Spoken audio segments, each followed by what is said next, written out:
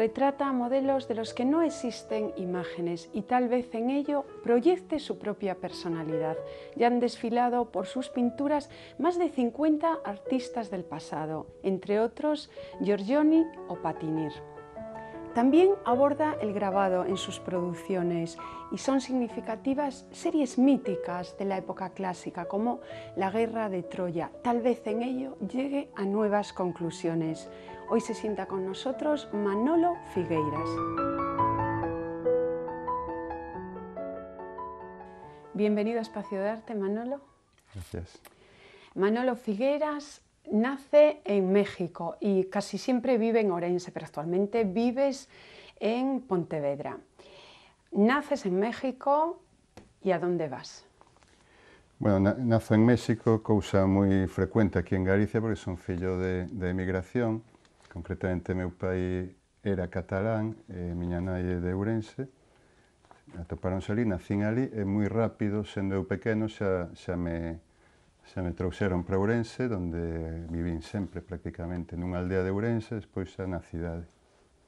Un museo en el que perderte? Pois te diría un que está moi cerca de aquí e é moi pouco conocido, que é o Museo Carlos Maside do Castro de Sargadelos, que me parece un museo fantástico polos fondos que ten. La colección. Como defines la galleguidade? A galeguidade, pois para min, é un sentimento vital, político, cultural e que realmente é real, non? Penso que responde a unha realidade, non é unha entelequia. ¿Qué opinas de la clase política definida por muchos como maquiavélica? Pois sí, podo estar de acordo, pero con todo me gustaría decir que todo este discurso, no, de descalificación da clase política en xeral é sempre a maior rédito do conservadurismo, digamos, da direita, co cal, no fondo, non participo eu desta crítica global á clase política. Elige más materialista o romántico. Romántico, por suposto. ¿Y con qué te emocionas? Pois me emociono co normal, que se emocionan as persoas, ca relacións humanas, ca natureza, ca música, ca arte, por suposto, e non me emociona nada, por exemplo, non sei, a euforia deportiva ou todo este tipo de cuestións non me emociona. Cuando crees en algo, ¿lo defiendes a capa y espada o es fácil que cambies de opinión? Hombre, intento defender as miñas ideas, pero me considero aberto, dialogante e razonable. Me considero, como por outra parte, supoño que se considera todo o mundo, non? ¿Qué te gusta más, la playa o el campo? O campo. Y tú, que eres escritor, pon tu epitafio. Bueno, gracias por lo de escritor, non me considero escritor. E te diría un epitafio que escoitei fai pouco e que realmente me fixo gracia. E é o seguinte: abuelito, cuando llegues, non nos esperes, tú a tu aire. Me gustou eso para gravar nunha lápida. Es bonito. Pues, Manolo, pasamos a analizar la obra que compete, que es tu exposición en Citania. ¿Qué es lo que has traído? Bueno, pois en Citania hai basicamente, o grosso da exposición é unha serie de gravados sobre mitoloxía e despois hai unha serie de cadros que pertencen a series xa un pouco anteriores que son, digamos, unha serie de retratos de artistas que me gustan. Sí, son artistas, ya han desfilado por tu pincel más de 50, ¿no? Sí. ¿Cómo se inicia una serie que no sé si todavía ha terminado, si se puede prolongar? Realmente non terminou, é un work in progress, non? É unha serie que levo dende fai anos e me gusta esa idea de ila facendo mentras teña ganas. E si, empezou, pues, como empezan a veces as cousas, sin pensar demasiado, e si, empecéi por facendo un pouco retratos arquetípicos, non se lle pode chamar retratos realmente, son un pouco visións personais, si, basados na imaxen de artistas que me gustaban E se foi prolongando, xa fixen varias exposicións e sí, continúo con ela. Curiosamente, la mayoría de los artistas que retratas son menos conocidos por el público. ¿Por qué no te has fijado más en los artistas contemporáneos y te has retrotraído a, bueno, Claro. a Van Gogh, Patini, Giorgione, Leonardo, Miguel Ángel? Sí, bueno, porque para empezar, porque me gustan moito esos artistas, especialmente os primitivos, sí, non sei, Giotto, Patinir, son artistas dos que non hai imaxes personais, o cal te permite un pouco fabular máis, e me gusta esa idea do retrato, é difícil de explicar, como te diría, o retrato que retrata, pero sin que se pareza, pero que ao final se parece, digamos, é dicir, intentando de alguna maneira captar a esencia, digamos, non? A esencia do que intentas pintar, co cal, claro. Ahora mismo estamos viendo una vanitas. Es un tema muy recurrente. ¿Es algo que te puede venir de México? Pode ser, sí, porque, claro, ainda que vivín pouco en México, fun moitas veces e me interesa moito, sí, a visión da morte que hai no país, no? Na propia arte mexicana, non sei, en Frida Kahlo ou en Guadalupe Posada, no? Donde a morte realmente é un tema moi vivo, si se pode decir así. E sí, me atrai moito ese tema. Sí. ¿El arte, Manolo, forma parte de la vida o es una evasión? É as dúas cousas, non? Picasso decía que a arte é unha mentira que nos axuda a entender a realidade. E eu penso que sí, por suposto que forma parte da vida, pero tamén é unha evasión, é todo, a arte pode ser todo. ¿Y de qué tiene más? ¿De placer o de sufrimiento? De placer, eu penso que de placer. Aunque haya muchos cuadros, a lo Claro. mejor, después de un duro trabajo, Sí, anulados. sí. ¿No? Porque... Sí, no, e por suposto o placer, sabes que a veces a línea entre placer e sufrimiento é difícil de delimitar e sí, pero en principio o impulso, para min o impulso da arte sempre é lúdico, digamos, no, gratificante, placentero, ten que ser así. Muchos artistas actuales entienden el marco como un entorpecimiento para la pintura. Por ejemplo, si hablamos de la pintura expandida. Tú vuelves a insistir en recursos del pasado, el cuadro dentro del cuadro. ¿Con qué intención? Claro, o marco. A mí me interesa moito todo eso, me interesaron, claro, todo este tipo de cuestións da pintura expandida e, por suposto, da abstracción, no? E dos campos cromáticos. O que sucede é que, claro, si traballo con figuración, máis ou menos, incluso a veces xogando con elementos anacrónicos e tal, pois por descontado, o marco é un elemento máis que entra en xogo dunha forma moi potente, non? Entón, por eso o utilizo, e xa, digamos, vai a máis con isto que acabas ti de decir, non? Da idea, esta idea que ven do barroco, non? Tan querido, que sei, por Velázquez, por exemplo, do cadro dentro do cadro, non? Que me gusta moito porque é rica, penso eu, non? É rica, é suxestiva, é máxica, sí, e entón por eso... Sí, como el pintor con la modelo. Y ahora, insertando imágenes a lo que eres muy dado, vemos que entre tus referentes está, en el color sobre todo, Matisse, pero también admiras muchísimo a Velázquez o a Picasso. ¿Son esos tus referentes, Manolo? Sí, Matisse concretamente sí, tiven unha época extremadamente matisiana, ¿no? Casi de obsesión, e sí, moi interesado polas súas, ¿no? Por os seus achádegos cromáticos e por esta maneira de conseguir que a cor exprese, ¿no? Exprese cousas desa maneira que fai ela. E Picasso, sí, Picasso por descontado, Velázquez, por suposto, pero quizá, eu te diría que quizá máis o que falábamos antes, a mellor os primitivos italianos, ¿no? Quizá Giotto, dos meus preferidos. Sí. Es encantador tu cuadro de Giotto, es tan tierno, así, sí. Manolo, vamos a hacer un breve paréntesis y nos trasladamos unos minutos a la Galería Citania. Vamos a escuchar la opinión de Monse Nieto. Manolo Figueiras é, ademais dun bo amigo desta casa, non é a primeira vez que fai unha exposición individual en Citania, un dos artistas máis representativos no panorama actual artístico de Galicia. Un artista cun estilo moi persoal, sobre todo representando a vida cotiá. Eu diría que adereza cun cromatismo propio, particular, que lle engade algo adicional á realidade. Por outra banda, Manolo está en perfecta sintonía con Citania no que se refire á concepción artística. Non falo só das súas características estéticas, senón no seu propio concepto social da arte. El ten basicamente unha produción moi importante de gravado, e iso fai que a súa obra chegue a máis número de persoas. É un xeito, digamos, de popularizar a arte.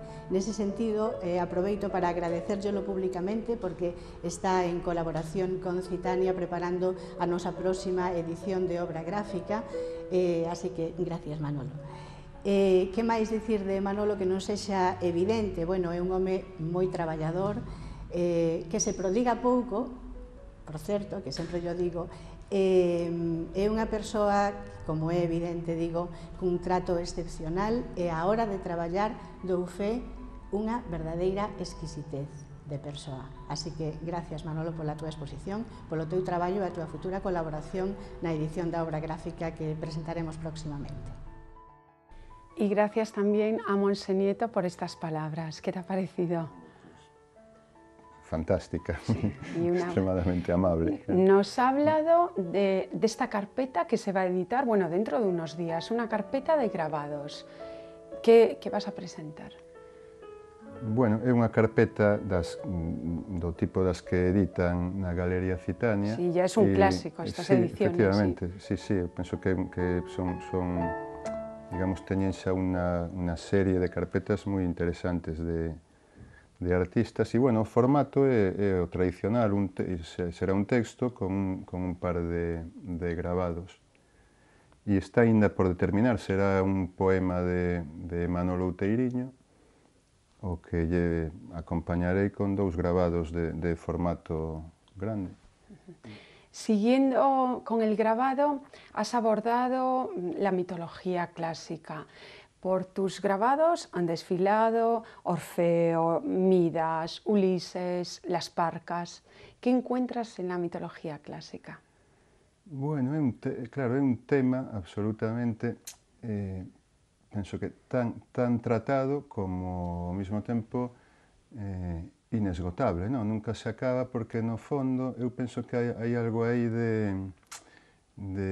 eu que pensaba Freud tamén, non? Cando utilizou os nomes de certos mitos como Edipo, por exemplo, para bautizar os seus descubrimentos. É dicir, é algo, a mitoloxía ten algo que xa levamos incorporado un pouco no noso sistema psicolóxico, non? Un pouco como se o trouxéramos de serie, co cal sempre funciona, non? Sempre son temas que teñen interés, por lo menos para min, claro, ainda que a veces me teñen dito, pero isto xa é moi, son temas como moi manidos, moi anacrónicos, moi acartonados e tal, e eu pensando, tamén unha reflexión que me teño feito, hombre, pois, si cadra é xustamente por eso, polo que me gusta, sabes? Por esta condición xa de temática totalmente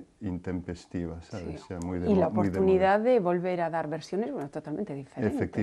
Efectivamente, te permite confrontarte con artistas, ¿no? do pasado y tal. Y abordando la historia antigua, como lo has hecho, ¿podrías abordar la historia contemporánea?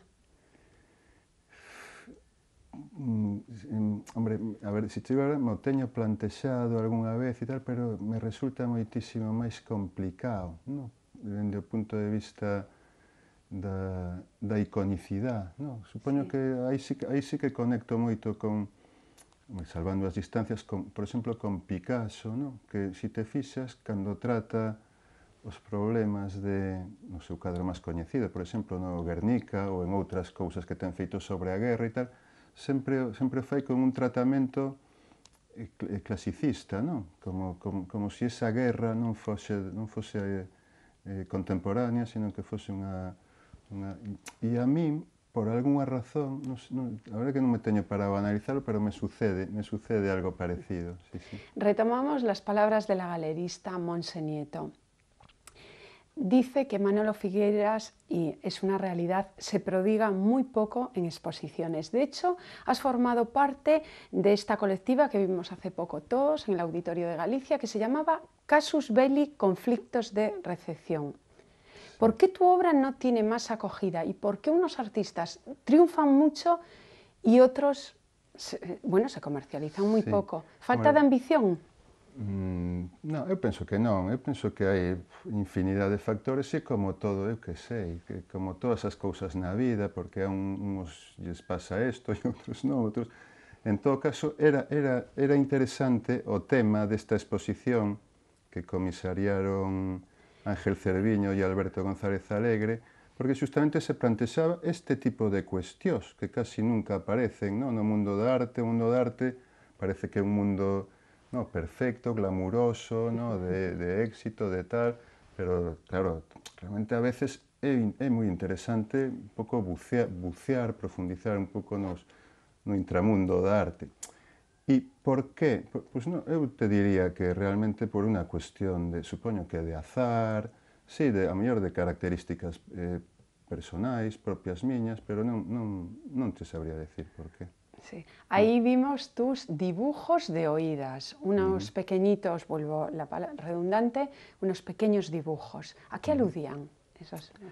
Bueno, cada vez me interesa máis o dibuxo polo que ten de técnica tremendamente simple, sintética, e ao mesmo tempo, por esta razón, co dibuxo sí que na arte penso que funciona a máxima esta de menos e máis, sabes? Canto menos, realmente canto menos haxa, se poden condensar máis cousas e sí, aluden estos un pouco xa máis a universos de tipo, eu te diría que psicoanalíticos, non? Que é un campo que me interesa moito, a reflexión do artista sobre o propio mundo da arte, sí, a todo este tipo de cuestións. Bueno, el dibujo siempre está presente en tus pinturas.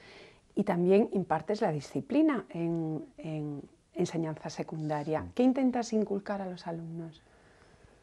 Hombre, pois, por decircho rapidamente, intento inculcarlles o amor pola arte e máxime neste momento, e sobre todo en España, onde eu penso que se primou moitísimo un tipo de currículum, digamos, de enseñanza tremendamente cientifista, non? Destinado a crear nos estudiantes hábitos productivos e tal, en detrimento, basicamente, da música e da arte, que se foron relegando cada vez máis. Hoxe en día son materias residuais, marías, non? Cousas que prácticamente non lle interesan a ninguén, mentras que as importantes todos sabemos cales son.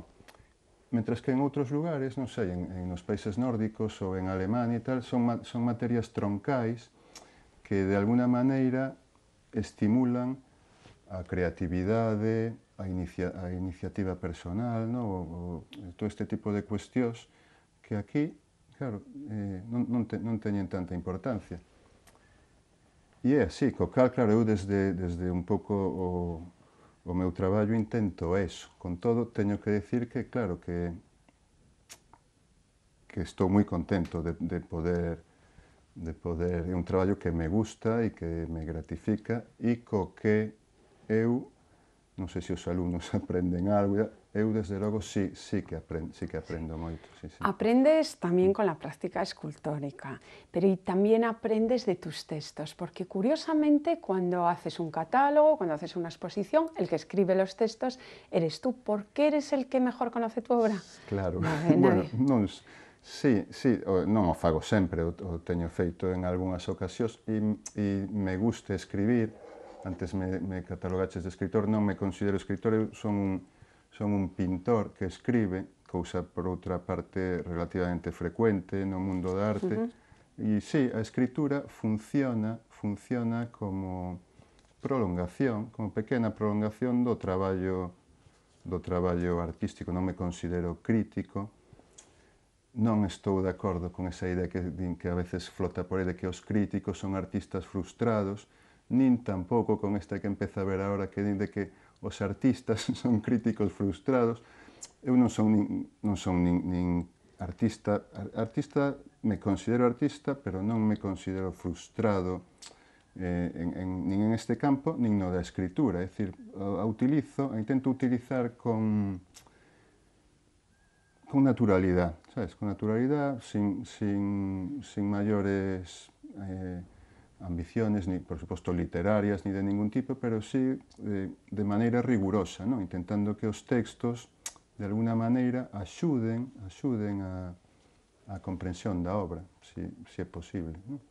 Ayudas a otras disciplinas. Por ejemplo, has hecho pequeñas esculturas que ya han sido incorporadas a los premios de banda diseñada de Ourense. Sí. Es ya para terminar, ¿qué trofeo sueles hacer? Que ya va por la como 13 edición, sí, xa van, sí. Bueno, xurdiu por iniciativa de Benito Losada, que é un histórico xestor e activista cultural de Ourense, morto este pasado inverno, e a cousa xurdiu como un xogo e derivou en que, sí, eu diseño o trofeo e ten a peculiaridade que en lugar de ser o mismo trofeo cada ano, cada ano me vou a un taller de metal e fago un trofeo novo. Basicamente, unha fórmula sinxela, é unha pequena plancha de acero corten silueteada e recortada.